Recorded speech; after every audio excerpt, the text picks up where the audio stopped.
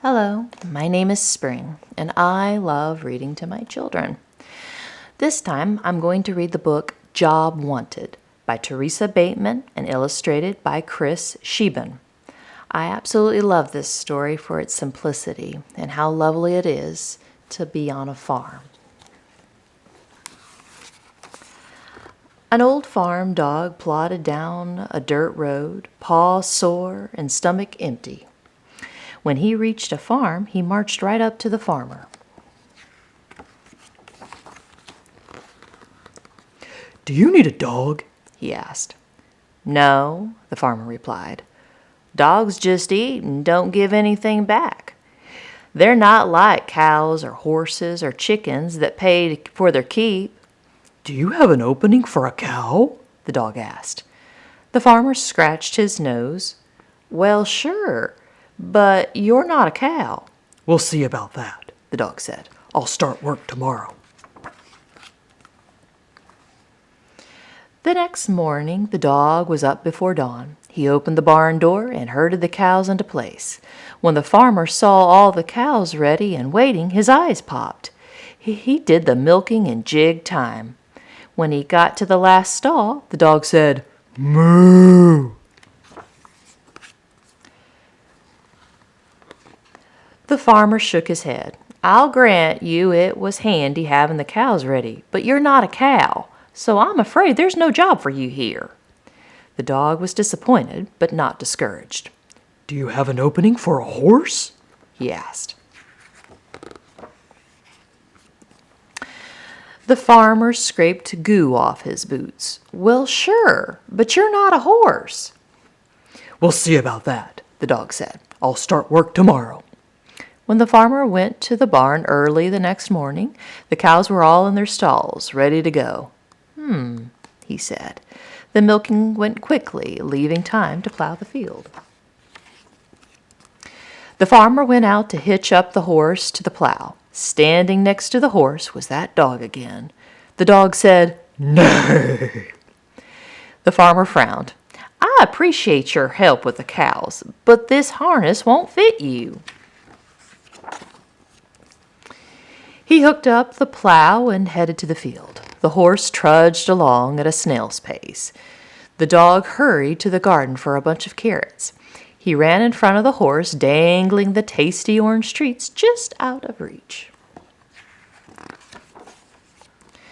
Soon the farmer was running behind the horse, hanging on to the plow for dear life. The plowing was done in jig time.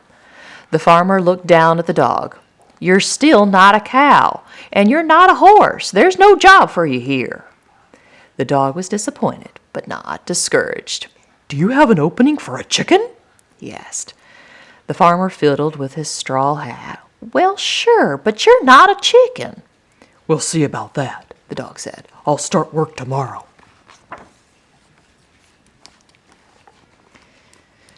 The farmer went to put his feet up, something he had never been able to do before. The next morning, the dog got the cows into the barn for milking, fed the horse some carrots, then introduced himself to the hens. The chicken coop was a mess, with dirty straw everywhere, and the nest boxes all a-clutter. "I'd better tidy it up," the dog declared.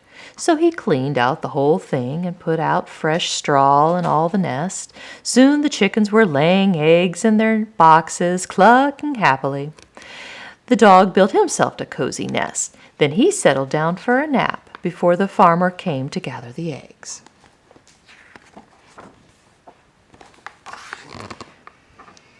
As he snoozed, a fox slipped slyly across the field. The farmer was in the barn milking the cows. The fox slid behind the stable and over to the chicken coop.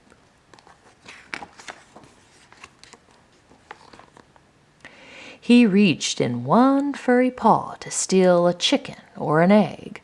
The floor was clean. He reached in farther, patting until he felt a big straw nest.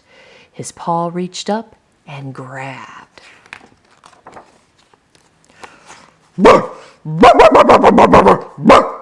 Clucked the dog, scaring the fox so badly that he shot out of the barnyard and went running for the high hills. The farmer heard the commotion and sprinted outside to see the fox, a streak of red heading south. He looked into the chicken coop.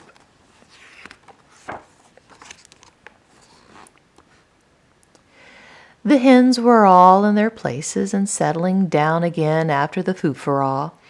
Everything was neat and tidy. Gathering eggs would be a breeze. Why, he could do it in jig time. There in the middle was that dog. It was clear who he had to thank for there being any eggs or chickens at all.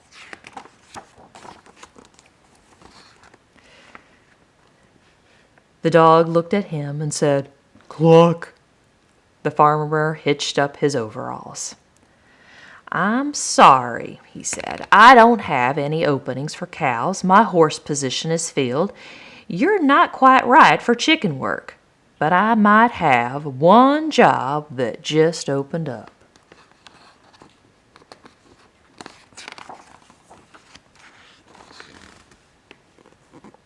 The dog looked at the farmer and wagged his tail. "I'm starting to think what this farm needs is a good dog," the farmer continued. "Do you think you can handle the job?"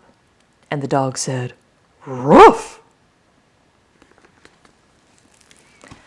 Well, I hope you enjoyed this book as much as I enjoyed reading it.